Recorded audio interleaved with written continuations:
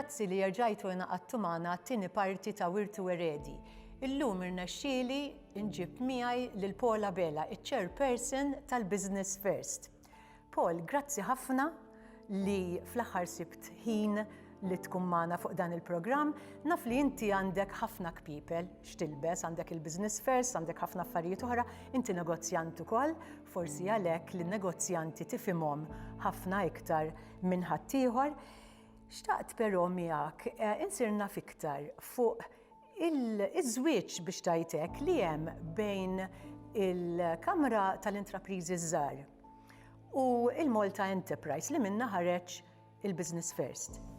Bonġu lilek u grazzi tal-istudenti għal dal-programm.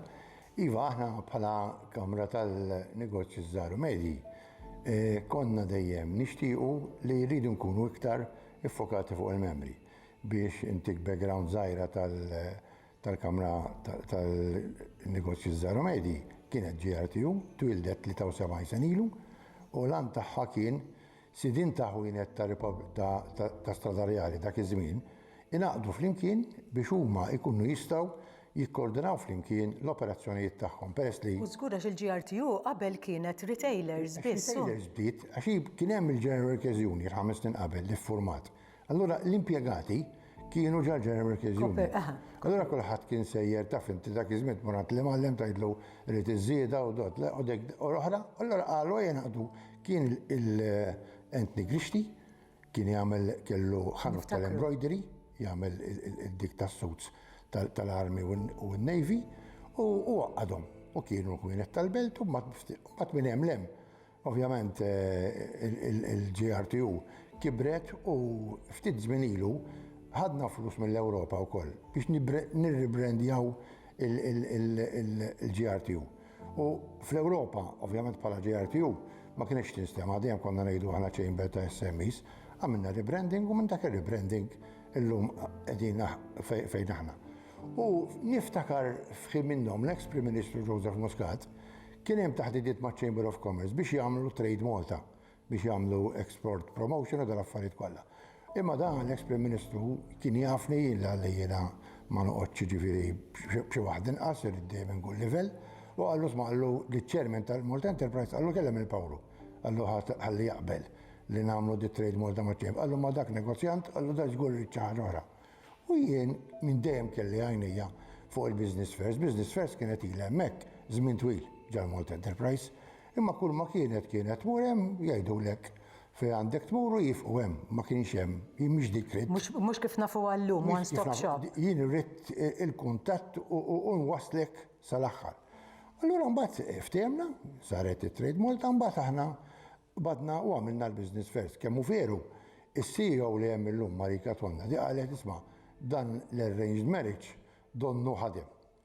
Għax ma kienx taf qalet isma' il-Chamber of SMEs u għamilniha flimkien.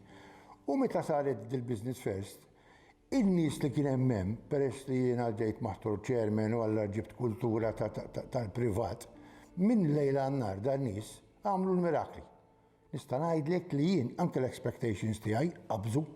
Ġifieri kont nippretendi li nieħu 4 snin, 5 snin sakemm inġibha fejn ġibniha fl-ewwel ftit xhur. Imma in-nies tant they stood up għall-okkażjoni għax aħna taf inti l ġibna l-esperjenza. L-esperjenza tal-businessman. Jiena ilha 55 sena fil-business, in-nies tagħna kienu dejjem iridu għaċċana għal dal-informazzjoni, imorru hemm u tinqeda kollox. Mela inti tiftaħ business, għandek il-tal-VAT, għandek tas-social services, għandek il-kulħadd hemm. U tant ħadmet li llum il-ġurnata u Marika l-ħin kollu tinsisti miegħi li hija CEO minn hawn inselmena għax qed tagħmel ħafna xogħol siewi Marika. Paul Baldacchino u t-tim kollu jiena nħobb li dika u fil-fatt ftit żmien ilu irbaħna award tal-excellence u hekk. U jiena taf inti s-settur privat hija differenti, ma li rebaħna l-award ħadthom għall-ikel. Fil-fatt għalinna fuq Paul Baldacchino il-programm li għadda u għax spjegalna kif entità tal-gvern terbaħ award, mhux normali. Eżatt. U allura il-mentalità tbidlet u rridu nikbru.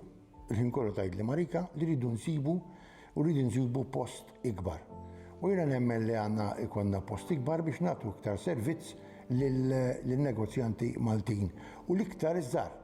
Inti żgħir il-businessman iż-żgħar m'għandux ħin, min ikun mastru daxxa, min ikun jaħdem bidejh, dan għandu bżonn il-ħin.